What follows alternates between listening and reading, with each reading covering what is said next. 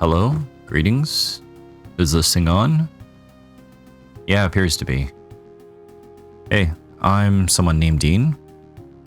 When I say that, that's normally when I do this thing where I pop this up on the screen. Yeah, that's me. Hi, you're probably wondering how I got here. Yeah, I made a New Year's resolution and I decided to stream. Now, before we get started, let me just activate my channel. I just want to make sure it is live. And I would like to, let's see here. Oh, yes. Sarcast theater mode. I would like theater mode, but I would also like to show the text. Well, we're off to a good start here. Oh no, what have I done? Bear with me a moment. Yeah, hold up. Hold up. You think I would have figured this out beforehand? 1 second. Yeah, I hope you're having a good day today. I'm doing well. Other than I'm trying to figure... Oh, man. Yeah, expert gamer here. Oh, I didn't even change what I'm playing. Oh, my goodness. Wow. Well, we're going to just quickly do that right now. Black... No, SKALD. SKALD. Ah, there we go. Something. SKALD. Against the Black Priory. Okay. Hit done. Theater mode. There we go. Was that so hard? Okay. I've never played this game before. We're gonna take a look at it today. Okay. So, from what I can understand, it seems that the developer did mention some inspirations from other things. One thing that stuck out is Dungeons & Dragons 5e, which, hey, I recognize that. I also saw that a bunch of friends I play D&D with are also a fan of this game, either owning it or having it on their wish list, so that's always usually a good sign. You know, if someone likes something you like, and they like something else, there's a lot of them. Maybe you might like it too. Let's just quickly look at settings here. It's definitely got that old school video game aesthetic here going on. I got mixed feelings when it comes to pixels. I don't know how I can best describe it, but I like King's Quest V. I would say I like this type of aesthetic. I don't know how I'm going to feel once we get into game. I saw a couple screenshots. Maybe I might be okay with it. Maybe more on that later. Let's just get into it.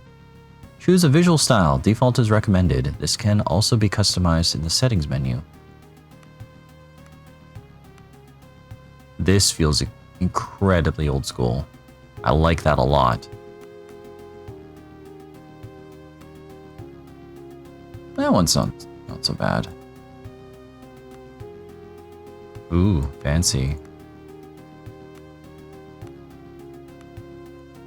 Text background color? Oh, okay. Classic, dark, black. I'll go with that. CRT filter? Hey, that's pretty cool. That means I don't have to slap on one. Ah, man, I love it when a game does CRT filters. That's fun. Shucks, yeah. I like how that looks. Not gonna lie. I can get behind that. Yeah, we'll stick with that. Sure. Oh, let's change the font. Font color, description color.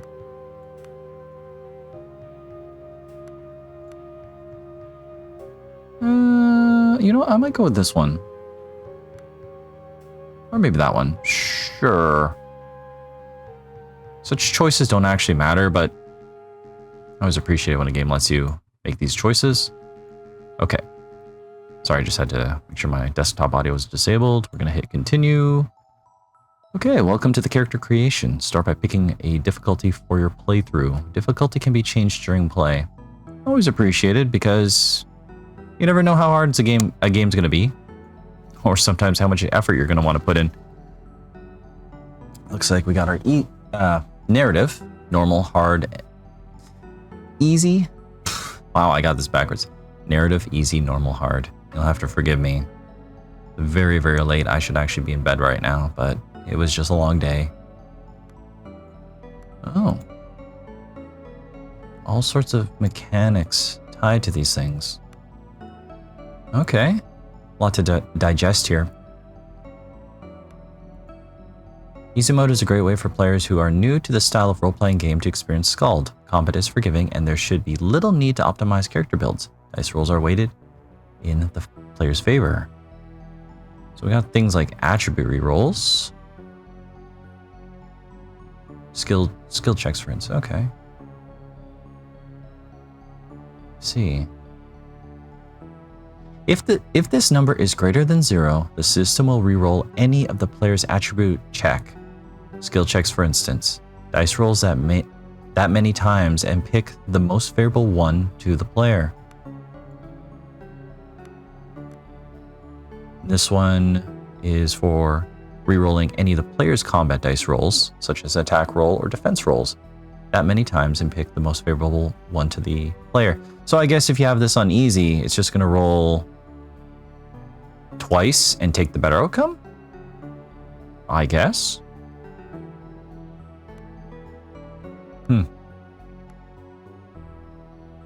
Okay, well.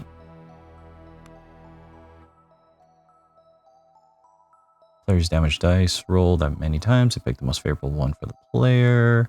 Enemy rerolls is 0, so it doesn't reroll those attack rolls or defense rolls for the enemy. E damage rerolls, -2. Miss smoothing. The degree to which the engine compensates player miss streaks by increasing 2-hit chances. That's an interesting mechanic. Sometimes you play games that are dice-based, and you can just go on a missing streak. In Dungeons & Dragons, I've definitely had a lot of that happen. You can min-max your character to hell and back, but it's all up to the dice, and if you roll poorly, you're gonna have a bad time. But I'm gonna assume this way, the way it treats this is, well, I'm gonna make an assumption here, but you miss, maybe you get a +1 to your next roll. Doesn't actually say that here, but you know, that's how I'm kind of seeing it. Combat heal. If enabled, the party will heal fully after each combat. I like that in some RPGs, depending on how they're scaled, because it's just your typical RPG, let's say Final Fantasy, you want to have like 99 potions so you can just heal yourself after battles, or spells, or tents. And I feel like something like this just gets rid of that step there. So it's more of a quality of life, but that's also not old school gaming. And you know, sometimes you want that pain and punishment. I know that sounds weird. Dark Souls, Elden Ring. Well, you know. No encumber. Oh, well, okay, so you're gonna get weight. Cannot die. I wonder if it's permadeath. XP for KO character. Okay. Nor food. Ah, you need to eat food as well. No trash mobs. That's a term I'm not really familiar with, but I'm just gonna assume that's just weak enemies to grind. Let's try normal. Can always change this later. Okay, let's select that. Next, select a class for your character. Classes define a character's role in the party by adding certain exclusive abilities. Perfect. Your typical RPG shenanigans. So let's see what we got. Arms Master, Bard, Battle Magus, Magos, Champion, Guild Magus, Hierophant. That's a word I'm not familiar with. Archetype Cleric. Oh, okay. Ah. Rogue combines important non-combat skills with large damage outputs against single targets. Okay, sorry, let's see. We got the Arms Master. Oh, a feat tree. Interesting. Okay. Start DP is development points. So development points are gained when leveling up and used to buy ranks and feats. This unlocks new abilities for the character, making them more powerful. Okay.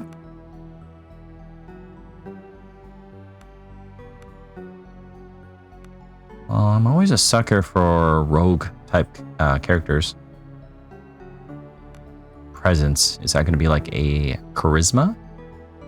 A character's ability to read and react to the surrounding environment and people. I do like my classic thief rogue archetypes. I might have to select this. Yeah. I mean, sometimes I like playing as ranger classes. It's got its own thing going on. Frontline healer.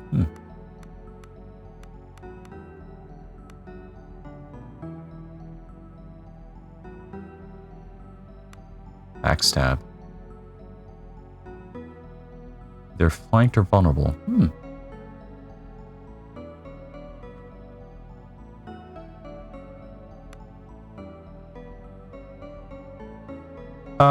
I would like to be a rogue thief. That sounds fun. Continue. Select a background for your character. Backgrounds add points and skills, influence starting conditions, and narrative content. Cool. Okay. Attunement. Well, it's a whole system to learn. Don't know if I want to read every single little thing out loud. The best way to learn would be to just play it. But I don't know if I would want to build 6 characters from scratch, especially since I'm not really 100% sure what I'm doing. I haven't played the game before.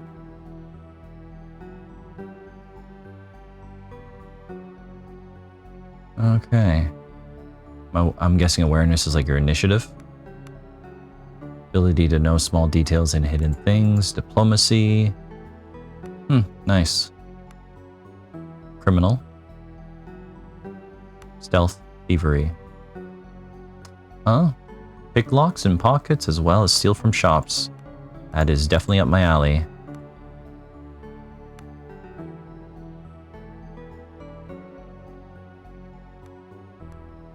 Diplomacy and thievery are probably good traits to have. I mean, I always like to have the ability to access lock stuff.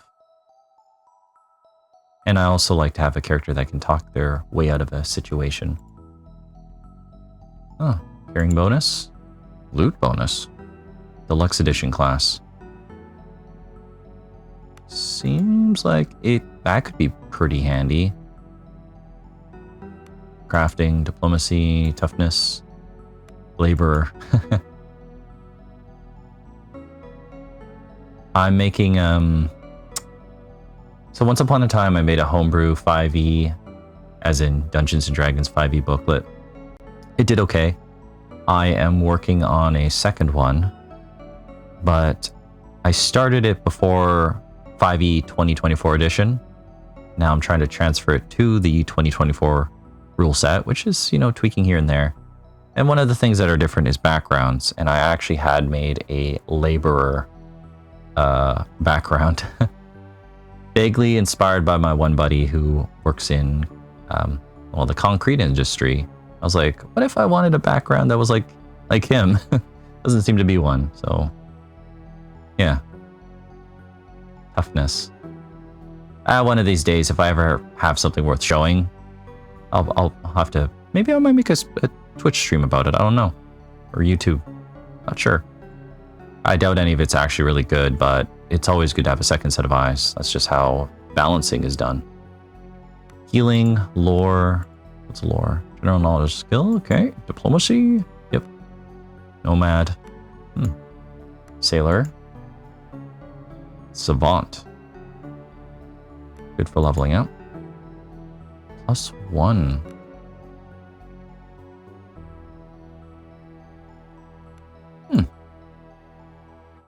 More movement is always good.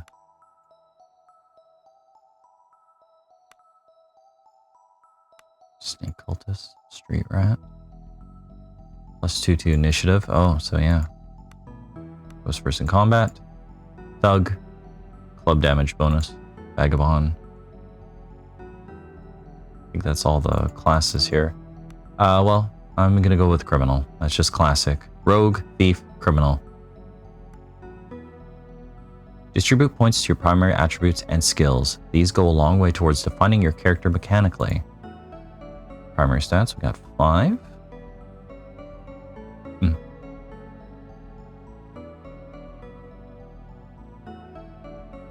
Well, it does let us know what our main attribute is, which is agility here.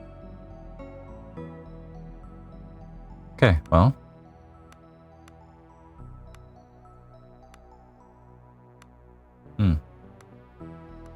I guess it caps off at 4.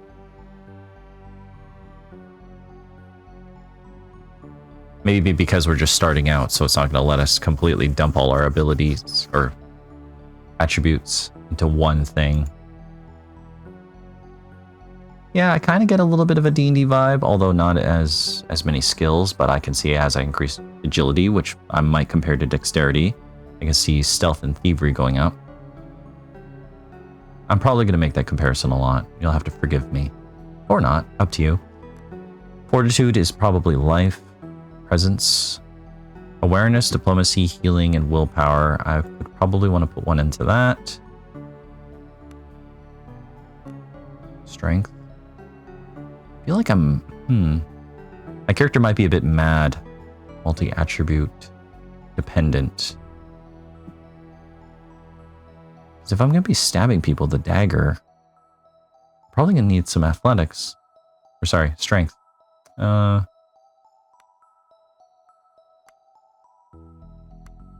fortitude. Vitality, wound, survival, toughness. Crafting and lore. I think I might just do something like that. Okay. Also got some skills here. Alright. Stealth, thievery. Some diplomacy going on. It's awareness. Counts encumbrance from headwear. Huh.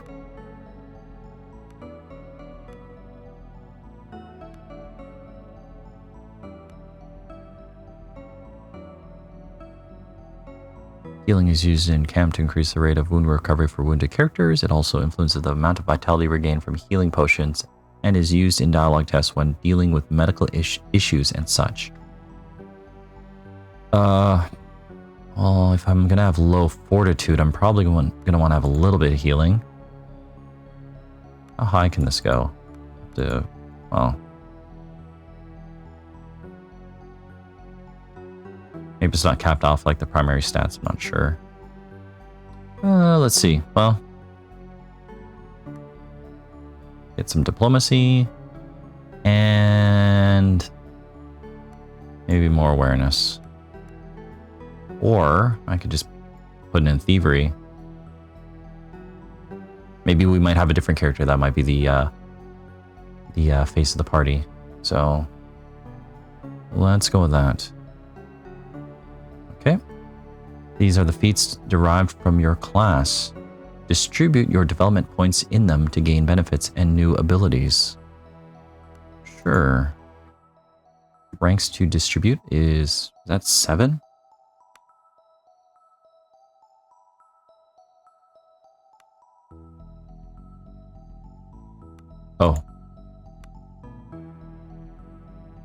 Oh, I see. There's multiple ranks. Okay, so I'm gonna want to be able to backstab. Increase stealth, increase movement. Let's see what else we have. Light weapon finesse. We're probably gonna want that.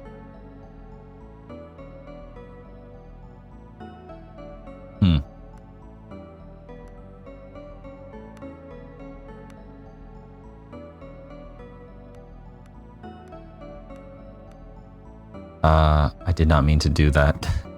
How do I? Okay, just click it again to... Okay, let's hit abort. Okay. Damn it. It's not what I meant to do. Okay. Normal, select. Thief. Criminal. I think that's what I had before.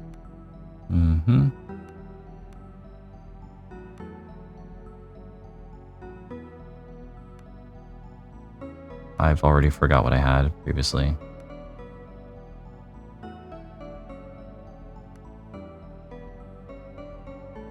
We'll just do that. Okay, let's try this again.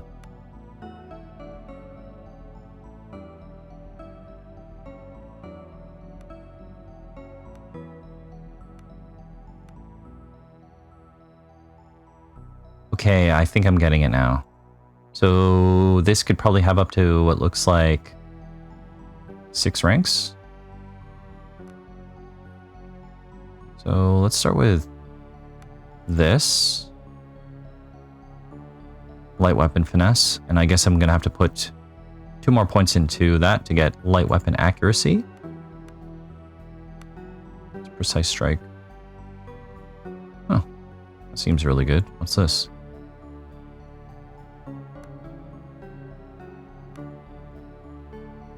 Then we're probably going to want to get... Yeah, backstabber, I think. So 1, 2, 3. Okay, it turns green. That means we got it. Increased backstab damage, increased initiative, and light armor use. Whereas this one has piercing damage. And increased stealth. Got 2 points left. Let's go with that one. It's hamstring. That sounds really good. Oh, cool.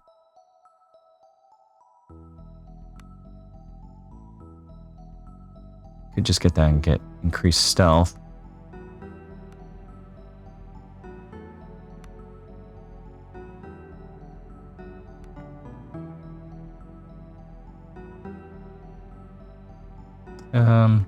Initiative, sure. Always handy. Finalize your character by editing their appearance.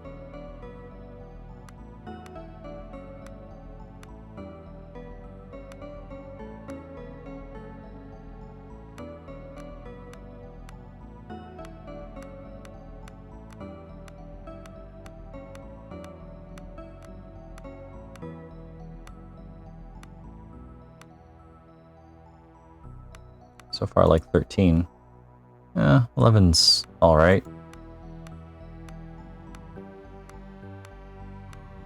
Be kind of cool if you can make your own portraits or just import them. We'll go with... I had a good feeling about 11 or 13. That looks more roguish. Go with that.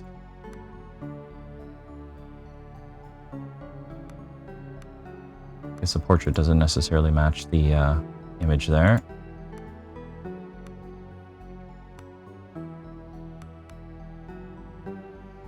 Okay.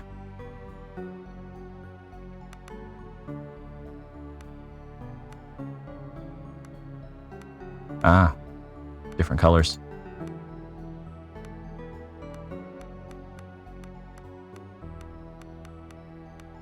I enjoy character creators. It's not going to be everyone's bag of tea. That's what... I like him. Well, he's a sneaky guy. I'm going to go with some dark colors. Let's go with that. Go with some leather brown, maybe.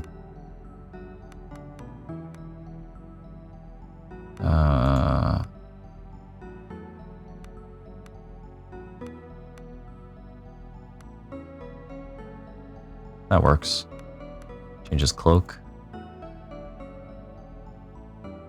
Sure.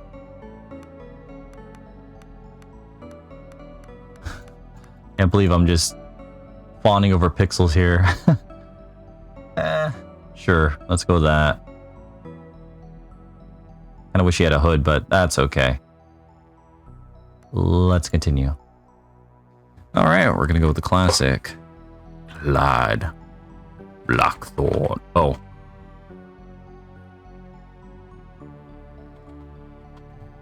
Oh no. Can't fit a full name. Okay.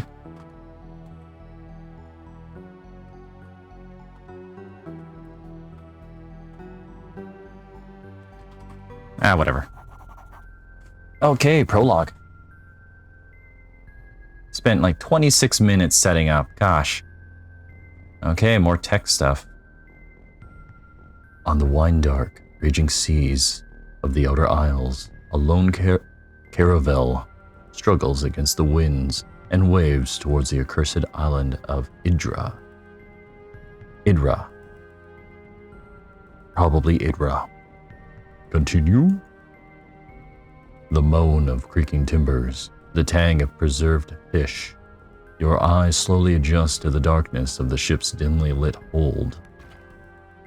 Suddenly, something strikes the hull and the ship rocks violently. Your heart begins to pound and a feeling of unease grows in your stomach.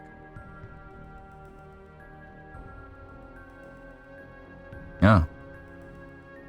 Get up, mouth dry and head pounding. You get to your feet and become aware of agitated voices shouting up on deck. Something is not right. You should make your way up top and get a bearing on the situation. Okay. So there's controller layout, but I think I might just use keyboard. Well, I like the presentation here. I like how the shadows shift. Field of view or fog of war. I guess if I can highlight something like this, it's yellow. Can't be far now. A desk with a maritime navigation map. The map is labeled the Outer Isles, and a course is drawn towards an island named Idra. Clicking twice does anything different? No. Is this our bed?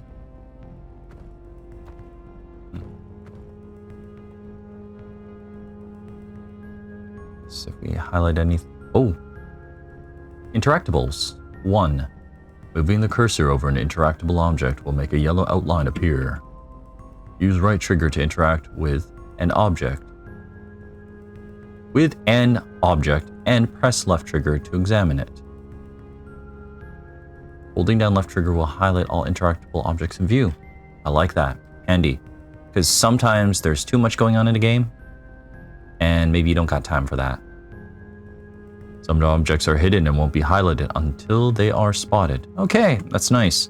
So it's not going to show you everything, so you'll want to keep your eye out for stuff. I'm going to assume maybe if you do some pixel hunting and you highlight something of value, it's just going to turn yellow. Like this. Can I do that? Haha. Extinguishing the flame. Cool. That's neat. That's awesome. Chest. Loot. Okay, well. A dagger. Let's equip it. What's this? Gold 17. And a light club. I think we'll be okay with the dagger.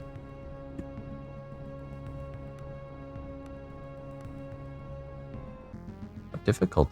Well, first, let's save.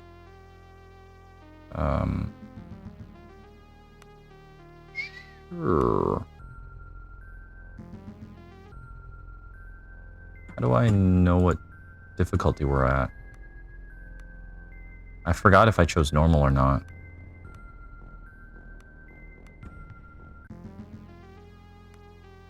Oh, here, probably. Difficulty normal. Okay, cool. Just like that. I like the title screen, by the way. It's good art. I'm pretty sure that's going to be everything. Locked.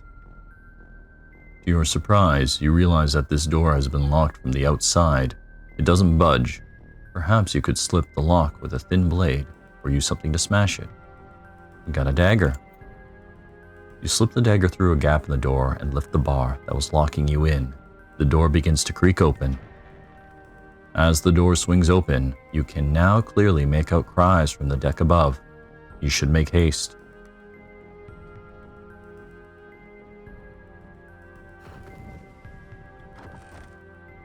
Oop. Did I just loot everything? Oh yeah, wow. Don't suppose there's a equip your finest.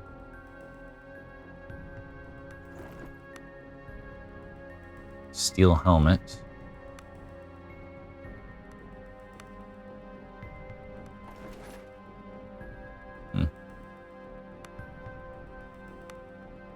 I don't suppose I can dual wield. Nope.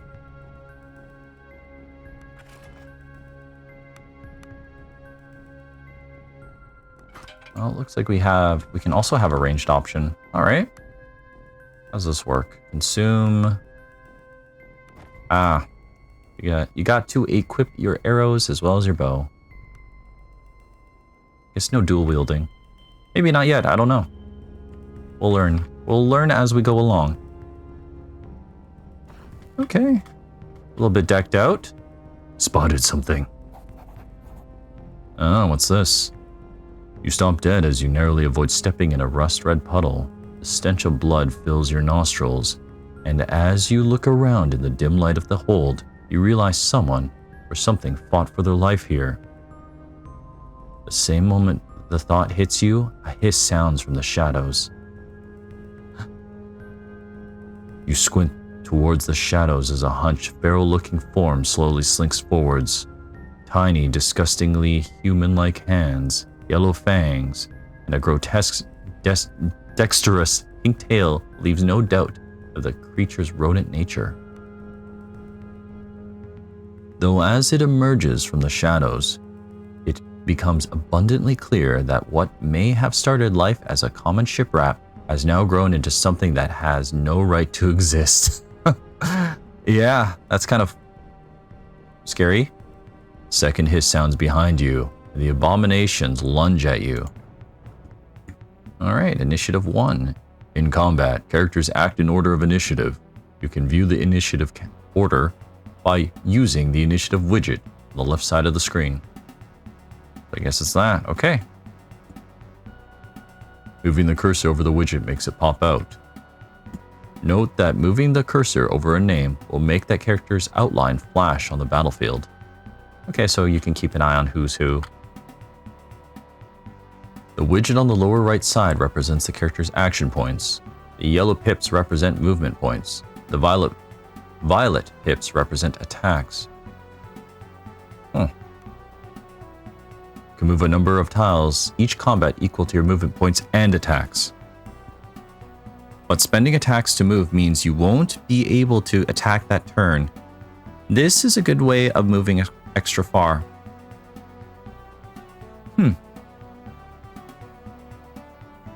Performing an attack will clear out all remaining movement points. In other words, attacking will end the character's turn in most cases. Okay.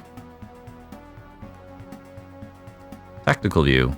Holding left trigger in combat brings up tactical overlay and makes it easier to see the exact positioning of characters and the underlying grid. In the settings menu, you can toggle the tactical overlay to be always on during the player's turn. Maybe. I tend to do that in games like Fire Emblem because it's just easier. Sometimes I'm just curious. Death or glory? Deploy your party. Well, I don't want to get bottlenecked. Okay, so get to position yourself. Either I attack or let them come to me.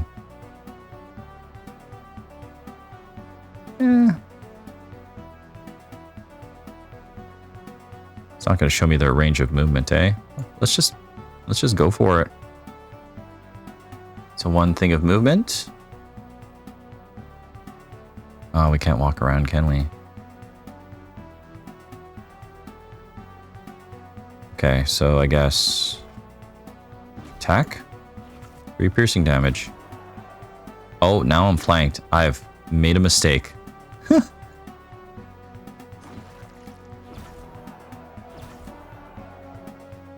Oh, I'm half dead now.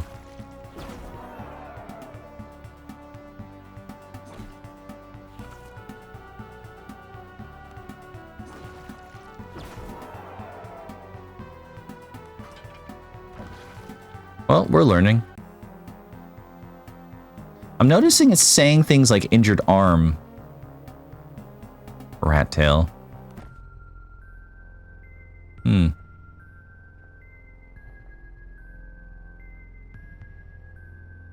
Oh, let's take a look how we're doing here.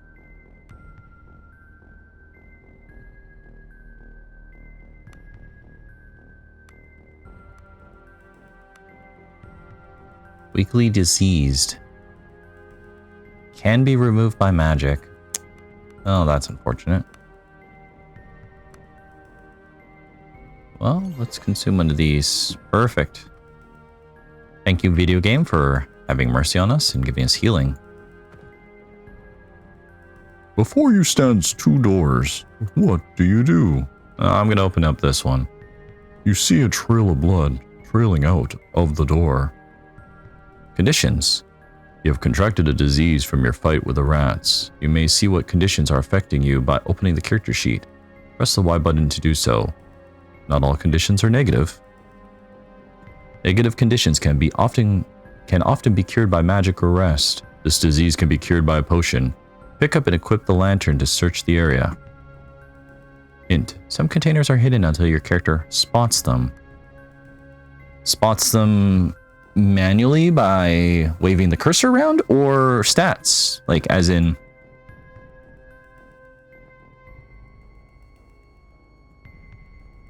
Picked up the lantern. Do I need to equip it?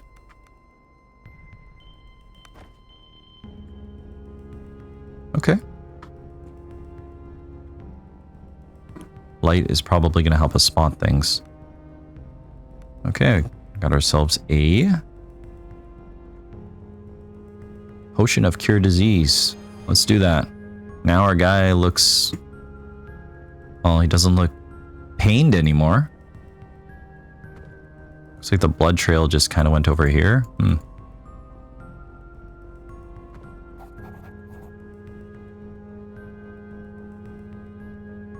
Oh, this goes upwards. Whoops, I should have explored a bit more, but well.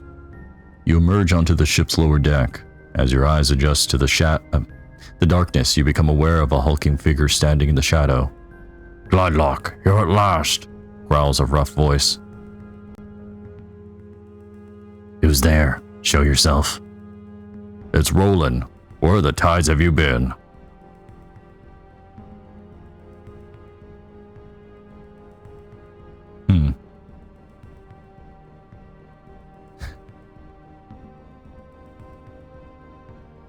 Why are you skulking around?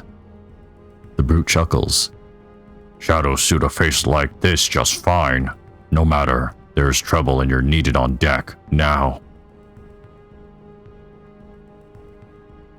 What for? What's all that noise? The island is in sight, but the damn guilders refuse to land. They want to turn back. Did they say why? Only superstitious bilge. They claim they saw something in the water.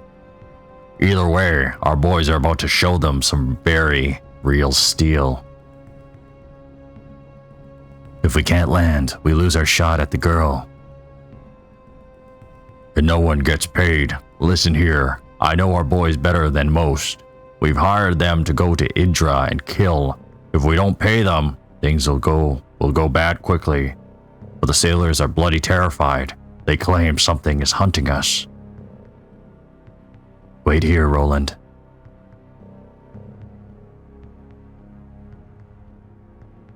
Have you lost your bloody mind? You're right. Follow me. Let's just get off this bloody boat. Motioning for you to take the lead, Roland falls in behind you. From above, agitated shouts can be heard. New character. You've added a new character to your party. Press right bumper or the character portraits to swap the party leader. The current leader's attributes are used for tests outside combat, such as for awareness or stealth. Okay. So that kind of resolves the issue of party stealth, I'm assuming. Familiarize yourself with the attributes and abilities of your party members and have the right character take the lead, depending on the circumstances. When a new member joins your party, they level up to your current level. Good, I like that. A nice anti-frustration feature. The level up icon on your party member's portrait shows that a character is ready to level up. Press the X button and go to the Feats tab to begin leveling up.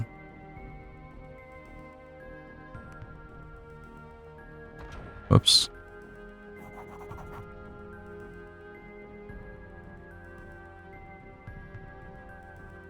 I accidentally opened up a thing for combat.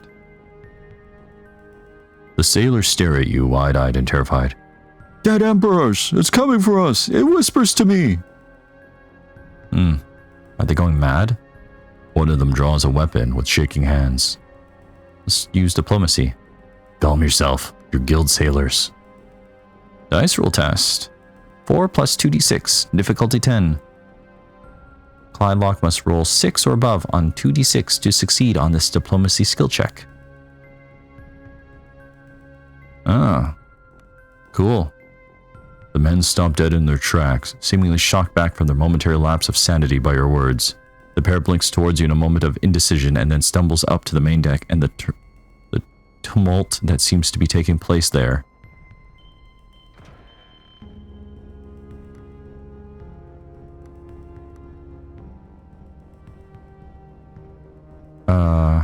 Maybe I should have been reading this.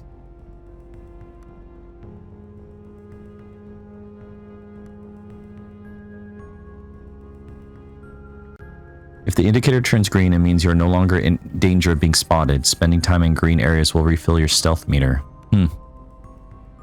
Interesting. Oh, this is the way back down. See, I just want to make sure I didn't miss anything. There we go.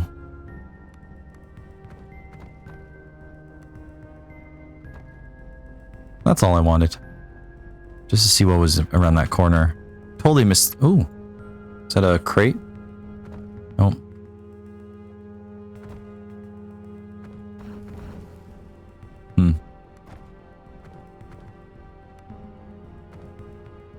It would seem that just simply bumping into things is activating looting, so that's good to know.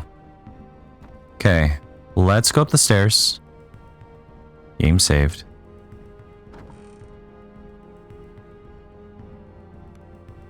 Thieves' tools? Perfect. Bed.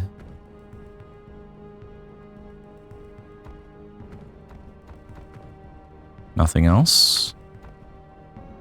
Oh, crafting. This is a crafting, this is the crafting screen. To create new items, place ingredients in the workstation grid and then press craft. If the recipe is valid, new items will be crafted.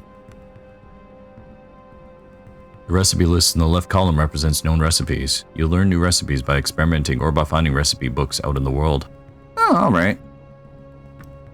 Recipes that can currently be crafted are shown in green. Selecting a green recipe will automatically add all the necessary ingredients to the workstation. Good to know. Crafting is dependent on the crafting skill. Crafting a valid recipe will always succeed, but depending on your skill and the recipe's difficulty, there's a chance you may produce more than one item.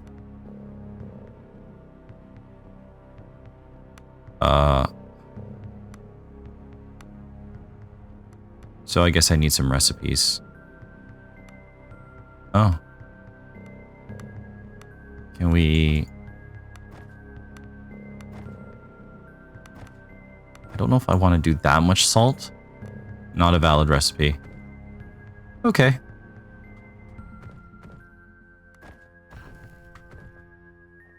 Yeah, it just seems like I can just do that to barrels and... Oh. Salted fish. Yeah, just bump into barrels and find stuff.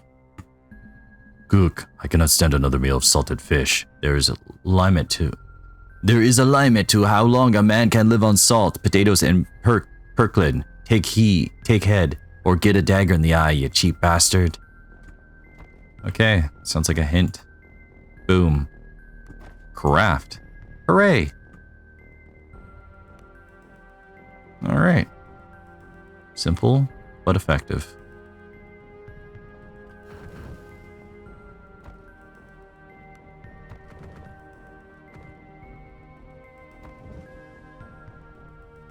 I like that you can mess around with torches and stuff. That's neat.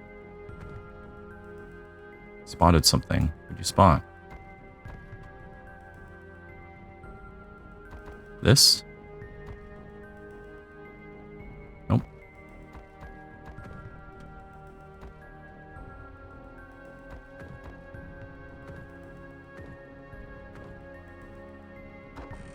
I really should have paid attention to that stealth section. Okay. You emerge onto the deck and see two groups of men facing each other with weapons drawn. The ship shakes violently in the grip of a storm as lightning tears across the sky.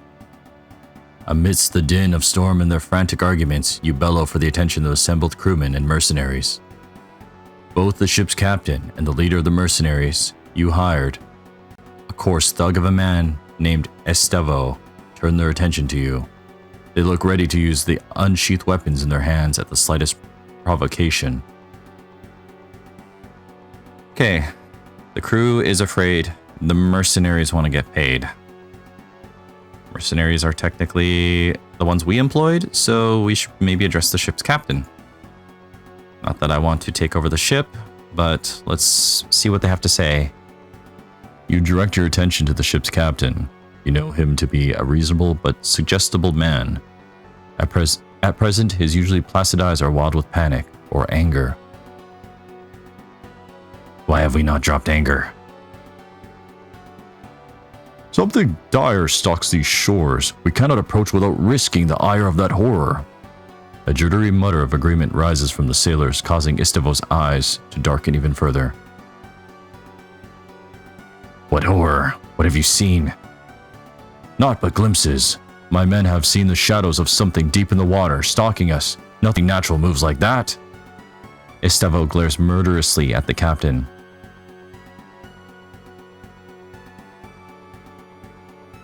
You renege on our deal based on a glimpse? There is desperation in the captain's voice. We are seasoned sailors. We do not balk at shadows. You need to be alive to rescue this girl you speak of.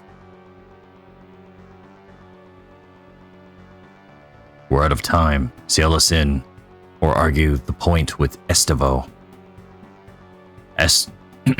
Estavo turns his steely gaze from you to the captain. Let me spell this out for you, Sea Dog. We contracted to rescue the girl, but if you don't get us to the shore, we'll get you for free. The mercenaries you hired all shift their weight in anticipation of making good on that promise. Captain, he's right. Do what you were hired to do.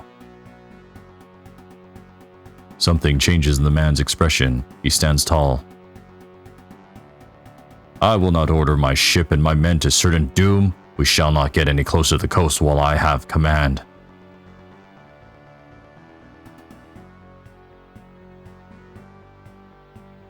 Oh, jeez. I want to be a diplomatic person. Maybe we can be peaceful. Let's try it. I believe you, but my contract with these men does not mention your survival. Success! Feels good. A few of the ship's crew lower their weapons. The captain's eyes flit between you and Estavo's murderous grin. He sheathes his blade and speaks softly, his voice barely audible over the snapping sails. So be it. May the deep have mercy. Suddenly, huge monstrous tentacles burst from the water around the ship. For a split second before the terror sets in, you wonder what Estavo must be thinking as the monstrosities loom over him. After reaching their full height, the tentacles curve inwards and smash into the ship. Some pierce straight through the deck, others snap the masts like they were matchsticks. You stand frozen in place. Through a haze of splintered wood and panicked screams, you notice Roland. He throws himself out of the way of a tentacle, but begins to fall overboard as the ship lurches once more. Well, we're gonna help our buddy. You dash towards the ship's fractured rail, dodging holes in the deck and wounded men, beseeching you for help. Roland hangs by one arm from the side of the ship. Try to grab him.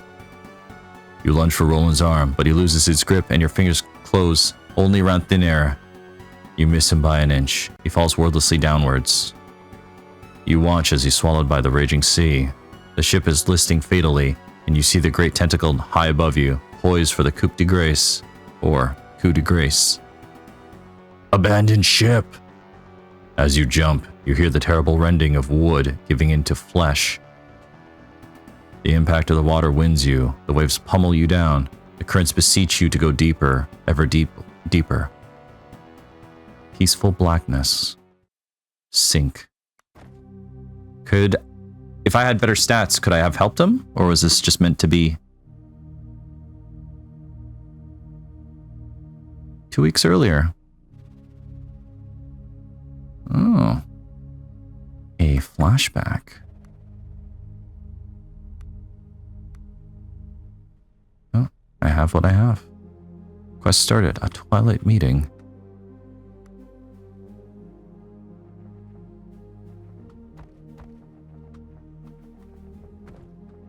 Oh, so you kind of uncover the map as you see it. Alright. A guardsman dressed in the livery of the noble house Baron. The guard scowls somewhat at you. Arms Master Lyra awaits you at the main entrance. You'll best talk to her if you're not already done so. Sure.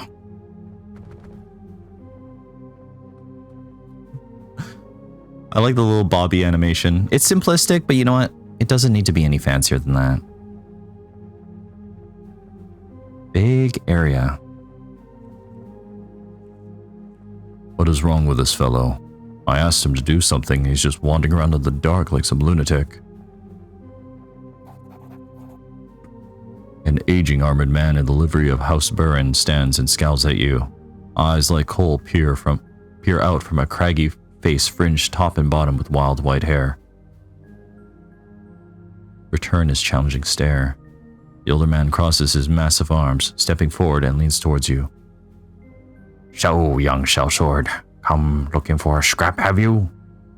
Though his voice is full of gravel, there is now a glint in his eyes, as though the old coals have begun to warm up.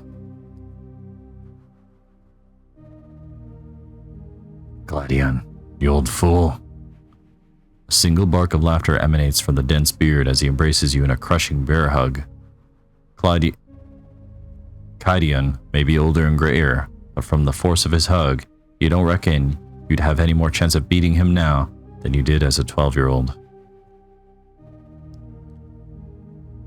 It's good to see some things haven't changed.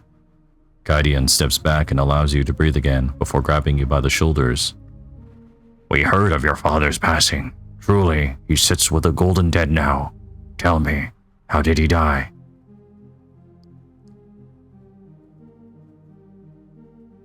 Let's not dwell on old wounds. Do you know why I'm here? Master Cato will chew your ear plenty when you see him. Gladlock. Lyra, the new Master-at-Arms, awaits you by the main entrance. She'll escort you. And don't ask her not to, if you think I had a temper.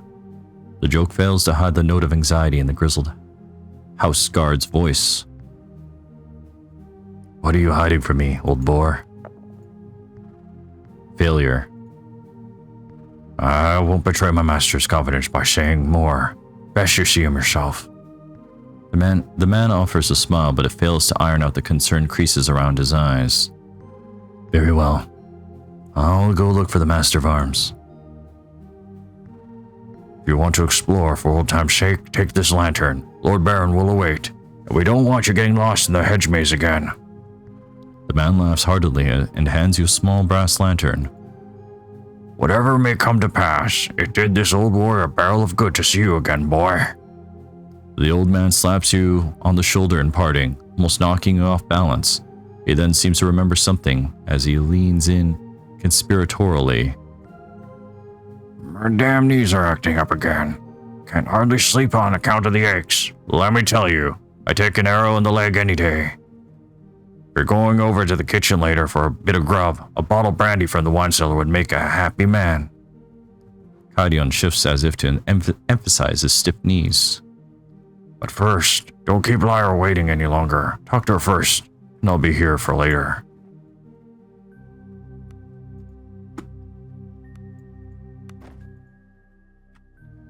Interesting that we're going with a flashback. I would have assumed we would have been some just, anonymous guy just doing stuff. Woof! You pet the dog. 10 out of 10 game. Perfect. Does he follow us too? No. Okay. The guard scowls somewhat at you. Arms Master Lyra awaits you at the main entrance. You best talk to her if you already haven't done so. Yeah, well, I feel like getting lost. Metaphorically and literally. Huh. Reminds me of my life. Getting lost. Places I shouldn't be. I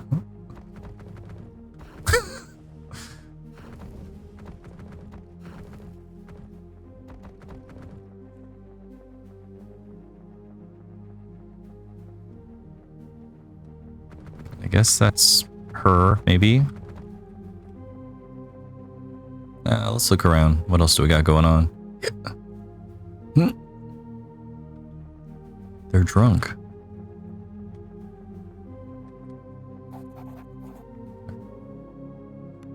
Okay, well, that must be the hedge maze, I'm assuming.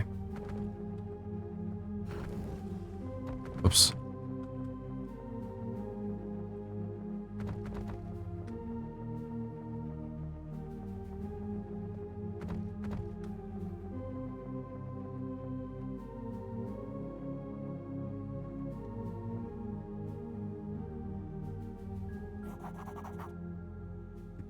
A woman stands before the main entrance to the villa.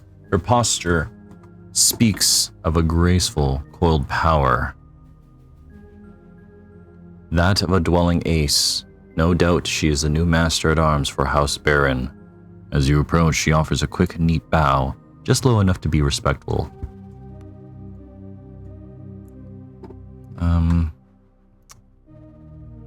Let's use this voice. Greetings, Gladlock. Master Cato welcomes you back to House Baron. The master is eager to... Oh. Sorry.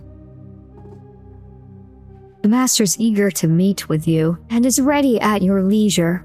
However, if you wish to refresh yourself first, he suggests you visit the kitchen for some food and then perhaps walk the grounds and gardens.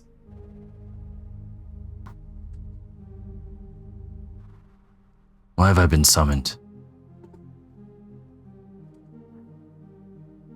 That is for the master himself to answer, and he will soon enough.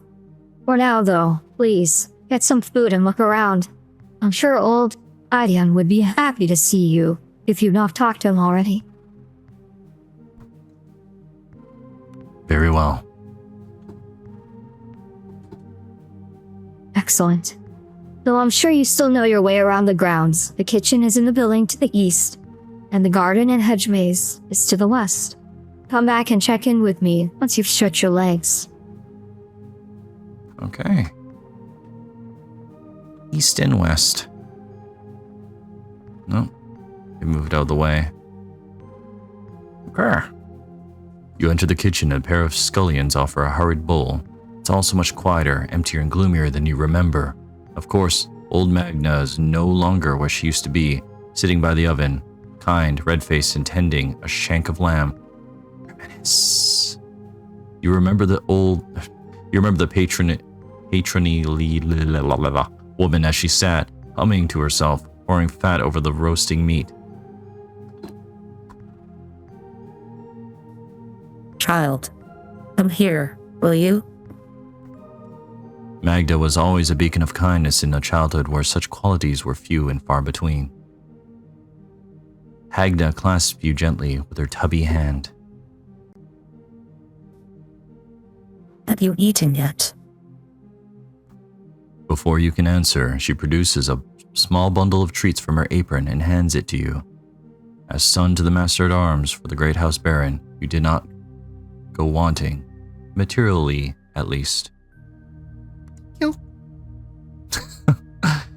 Magda looks at you with kind eyes as you pick at the bundle.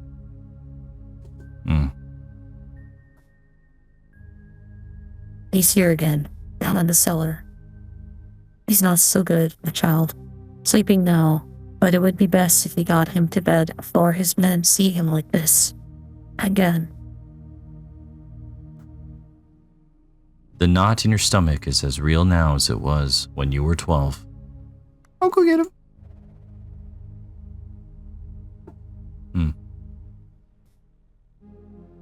Don't worry, he won't make a fuss. He just needs time.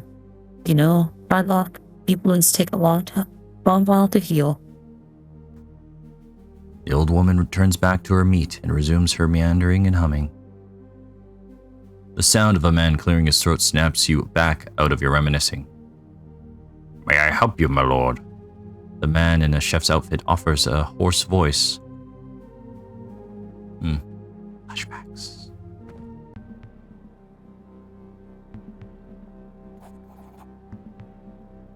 Empty bottles litter the floor of this room. You chuckle to yourself as you imagine the kitchen staff in their wine-tasting sessions. No doubt, much revelry has taken place here. Then a cool gust of air from the passage to the north. The wine cellar lies that way, and you can almost hear faint sobbing. Ghosts, no doubt. Feels like almost like a combat music. A lantern, I guess?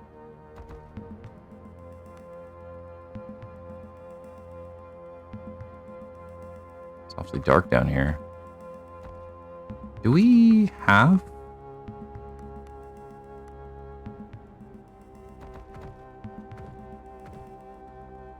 I guess we have it activated. It just seems awfully dark down here.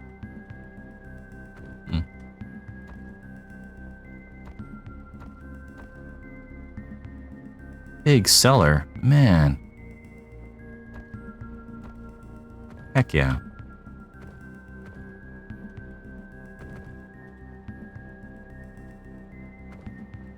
I just realized there's a time on the side there.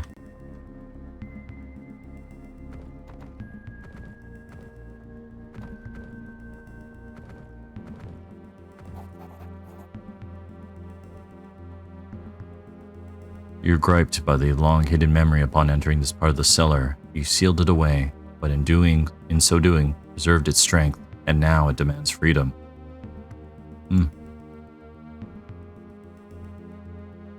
Here's a question.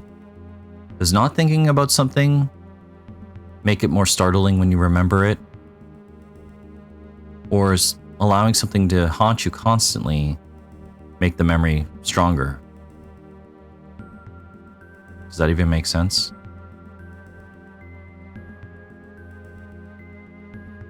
I guess what I'm saying is, let's say you're constantly remembering a painful memory every day versus forgetting about something, then remembering a painful memory like 10 years later. What would hurt more? Anyways, you can still recall the smelling him before you can make out his writhing shape in the dim light of the cellar. Mistress Valerie, open the door. Your father doesn't even notice you in the throes of his intoxicated ramblings. How can they take her? Her chambers were locked from inside. Where is she? Try to shake some sense into him. Your father jolts upright, the bloodshot whites of his eyes glaring out from the darkness. We found her, wandering the forest outside the estate, Mistress Valeria. Help him stand. Haltingly and leaning heavily on you, your father manages to stand. She was never the same. Whatever happened to her broke her. It was the girl, you know? The seed was planted in Valeria that night. But how could you know? You were but a babe yourself.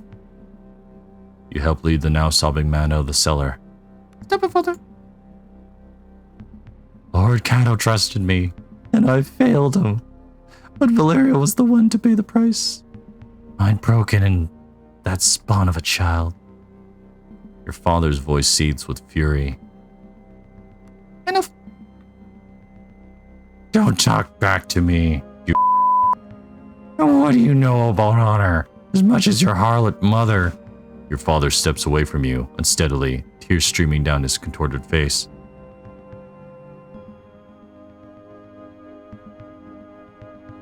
Oh, I wonder if this defines us. Hey man, don't talk about my mom that way. I'm gonna strike him. You draw a ragged breath and snap out of your memory. Your knuckles white. You're alone in the damp cellar and don't particularly feel like dwelling here. Or there. Ooh, yoink. Grande. Don't mind if I do. I've updated my journal.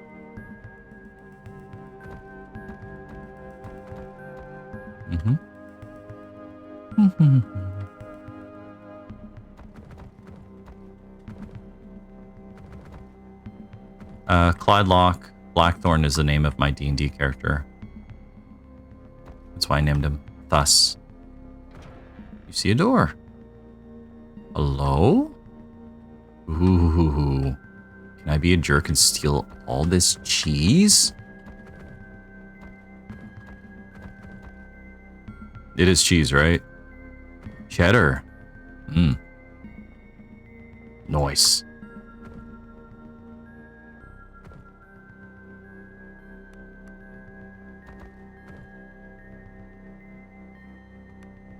Okay, cool.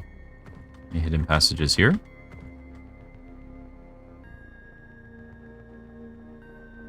Okay. Not a bad cellar. I guess it just kind of loops around.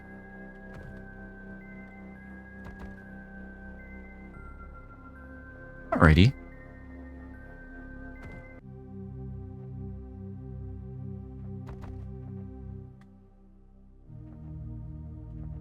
Can I talk to ye? Nope. Ah, crafting. So I guess anytime you're at a fireplace? Oh no, cauldron. Cauldron is a workstation. Interesting. The chef offers a short bow and a tired but sincere smile. I am Chef Armand, and my humble kitchen is at your disposal, my lord. Sadly, I was told of your arrival only minutes ago, and my oven must be fired up again. You must be famished. Indeed, I am. My suggestion is thusly: whilst I stroke the fire, you run down in the pantry and fetch some cured ham and cheddar cheese.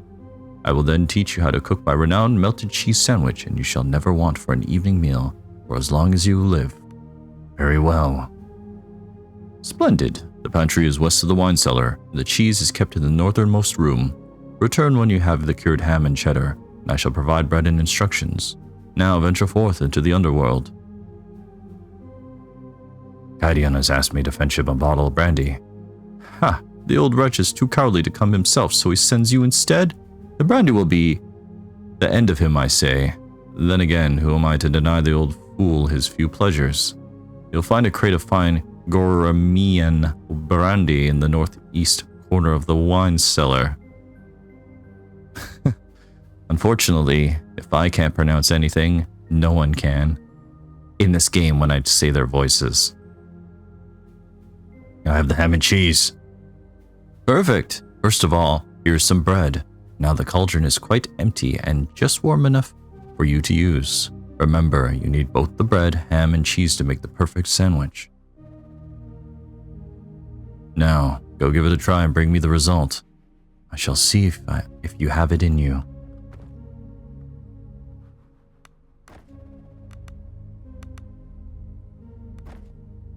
Da-na-na-na. Present the sandwich for inspection. Armand wafts the scent of the grilled sandwich towards his nose. Ah, the crust of the bread, the softness of the cheese, savoriness of the ham. Perfection. You shall indeed never go hungry in the night. Cool.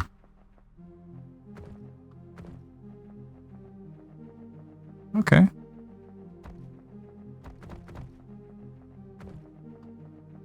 Guess we should go to the hedge maze. Activate some precious memories. Oh yeah. I have your medicine. I already forgot how this guy sounded, because I don't do voices. Ah, that's some fine foraging, young whelp. Before you can get a word in, Kaidian snatches the bottle, uncorks it, and drinks deeply. Glug, glug, glug, glug, glug. Ooh. The old man, eyes closed in relief, lets out a deep sigh.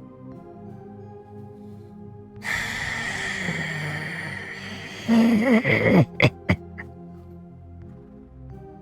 your dreams be dreamless. May your sleep be sleepless. Okay. May your sleep be dreamless. He speaks as if to himself. May your sleep be dreamless? Kadian smiles sadly. An old soldier's greeting. Something one mercenary would say to another as a prayer to not dwell on painful memories. The kind that comes out with the work. Your father and I. Kadian halts momentarily and looks at you. You remind me more of your father. Your father and I would always part with those words. Now I've held you long enough. Be on your way.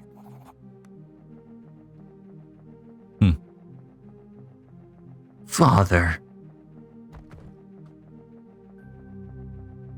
Huh. So I guess every time you move, they move. That feels kind of old school. You stand before the gate to the hedge maze. It stirs old feelings of both dread and elation.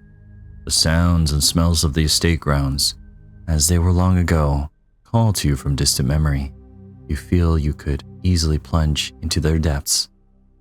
Let yourself go and remember.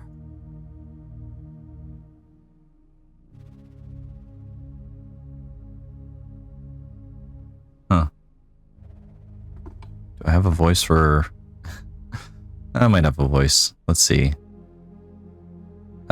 Yeah.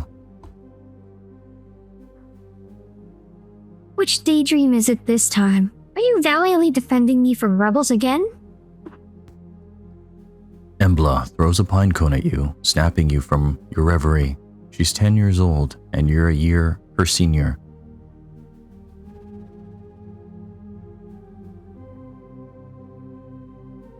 Let's go. Let's play hide and let's play hide and go seek in the maze. I'll hide. You faintly hear someone yell her name from the distance.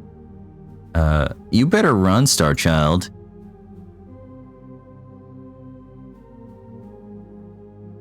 Only my mother ever calls me that. Embla says, frowning. Where did you hear it from? Before you can reply, she flings another pine cone at you and darts off into the maze. Give chase. You hear a man's voice yell Embla's name again, much closer now. Either way, she's lost to you in the winding passages of the hedge maze. Your memory tugs at you, urging you on to the center of the maze.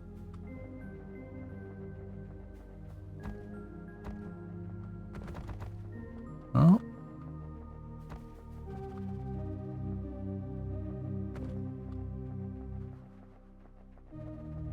I've been through a cornfield maze before. It was kind of amusing. Now, I know it's a dead end here, but I just wanted to make sure. Just to see what was there. I say, I'm quite lost.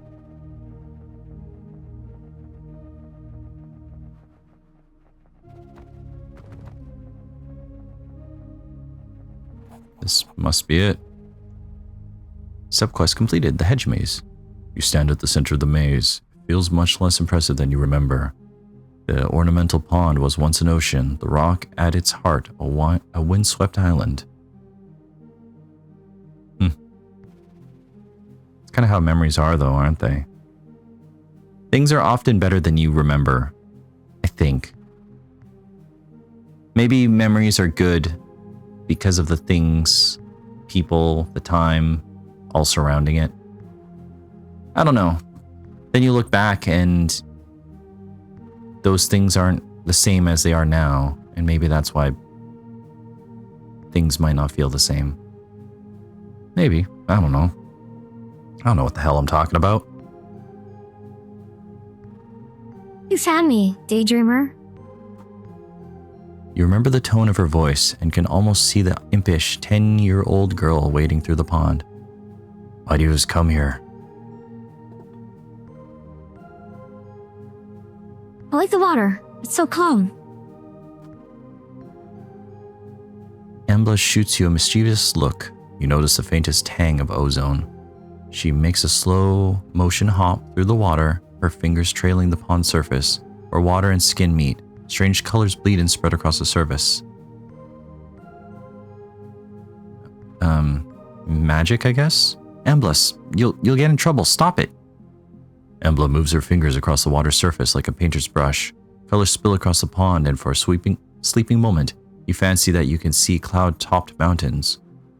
Or was it the ramparts of an impossibly large city reaching towards the heavens? The silence is shattered by a shout, along with the beguiling images. Uh-oh. Mistress Embla, the master requests you in the house immediately!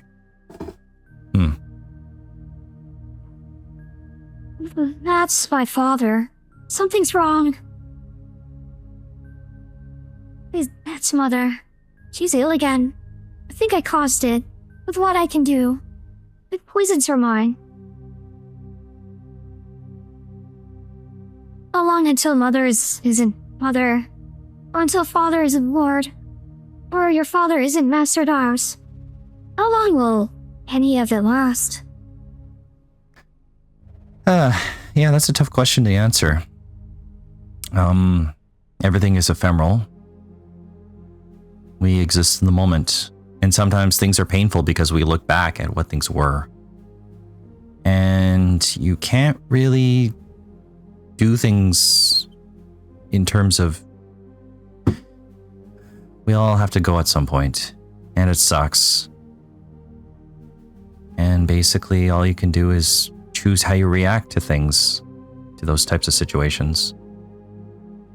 In case you're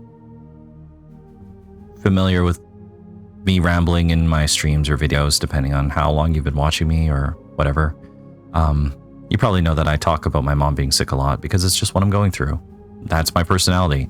I am either dad or my mom is sick. I'm a father of a toddler, soon a father of two, and my mom is ill. And it's not looking so good, and sometimes it's hard to deal with. The other day I was talking to my coworker his father passed away from cancer. And I was like, hey, I get that we all have to go at some point, just how do you deal with it? And I don't know, I didn't mean to ask a question like that. It's just, I guess I have a lot of pain recently in my heart, and I think he was talking to me because he recognized it and was just checking up on me. Kind of said something along the lines of, as a father, you're always going to be checking up on your kid and your wife, and with your mom sick, you're going to be checking up on her and your father and your brothers. Just make sure you check up for you. Said something along those lines, and it was some good wisdom. He's got a good heart. And when answering my question, I don't know if he really could or wanted to. Could kind of see a bit of pain in his eyes, and he said, the only solace he found in his father passing away from cancer was that his father was no longer suffering. And I basically said, eventually it all works out, I guess. He didn't say the I guess part, I added that, because that's just how I talk, with my ums and I guess. Anyways. Yeah.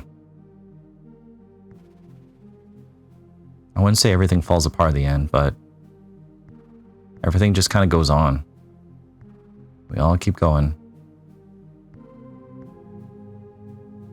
I don't know. No one does.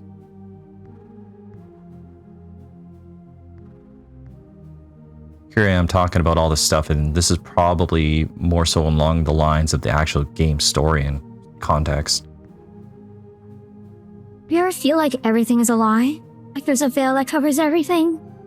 But in some parts it's thin enough to see through? I mean, I guess as I've gotten older, I've gotten a bit delusioned with things. But, I don't know, I try to stay positive. I really am trying to stay positive. It's just, sometimes it's very hard. It's more work to be positive than to dwell on things being negative. But you might as well hold on to hope. You might as well stay positive, because there's always going to be things that are going to suck. So just keep doing your best. Try to keep your head above water. Try to be happy in spite of everything. Try to live your life. Embla starts as your father steps breathily into the enclosed garden. He's red-faced from exertion and anger. Young lady, you can't run off like this. The whole estate is looking for you. Your mother is ill and needs you now. Your father shoots you a stern glance. I'll deal with you later. Embla says nothing as your father grabs her by the arm and hauls her past you, back to the house. She doesn't meet your eyes as you pass. Finding yourself back in the present, a chill has crept into your bones. You best move on. So, we're looking for a girl or a woman or something. Are we looking for Embla? Is she magical? Is she just a mage? Is she a cleric? I don't know.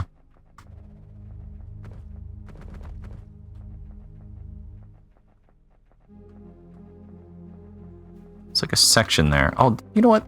There's like a pathway well walked. I could have probably just taken that to get to the center. But I'm still going to explore anyways. Cover this entirely. Nope. Okay. Trip down memory lane.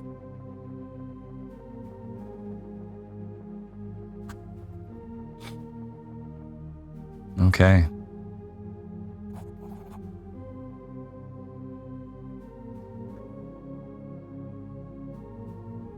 There you are.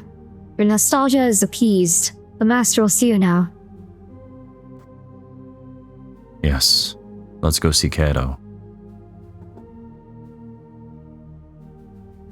Very well. If it pleases you, the master is in his office, just ahead. And note, once you meet with the master, things may move quickly, and you may not have another chance to walk the grounds.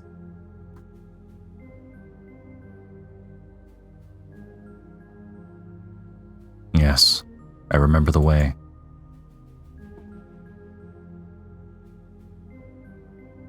I suppose you do, but I'll escort you nonetheless. A flicker of a smile plays across her face as she beckons for you to lead the way. Okay. Class is she.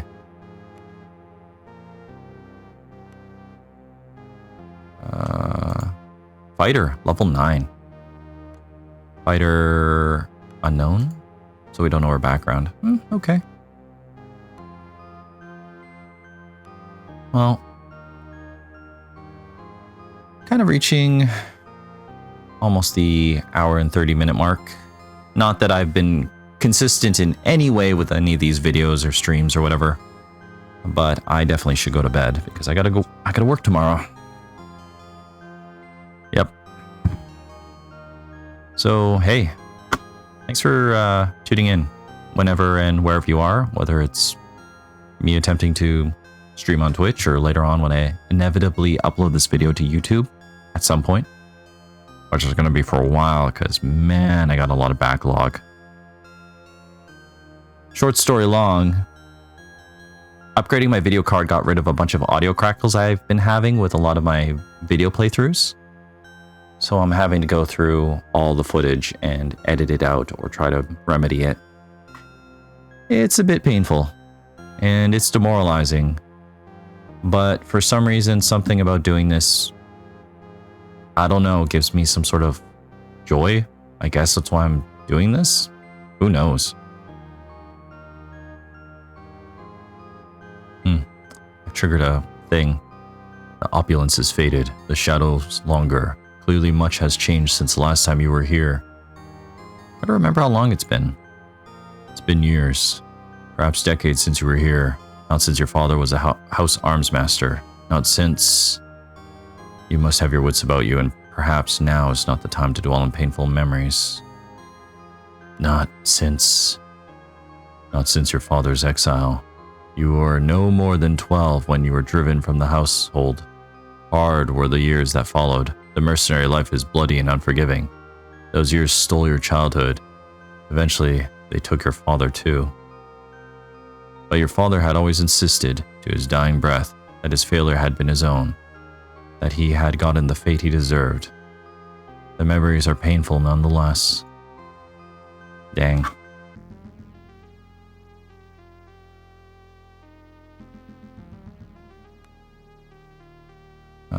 Let's save a new save.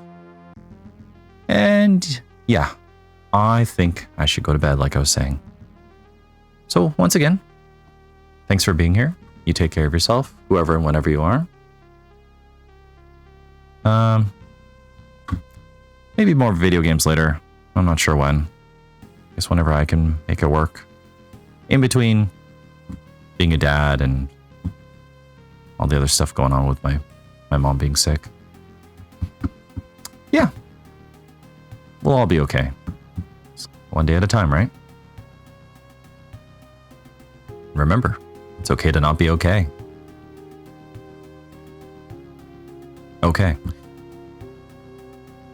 So this was pretty good. I actually enjoyed this. I feel like I missed a bunch of stuff at the beginning. I totally botched the stealth tutorial because I was kind of skipping through by accident. And I probably missed some stuff on the boat. But that's okay.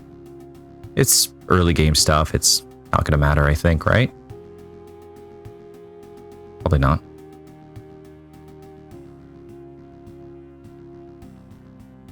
And yeah, probably gonna play Velvedek next when I have a minute. I would like to try to finish that game first because, well, completing video games feels better than not completing them, so I'll try to do that. And then maybe more of this. I do like it. Kind of scratches that D&D itch, without being D&D, of course.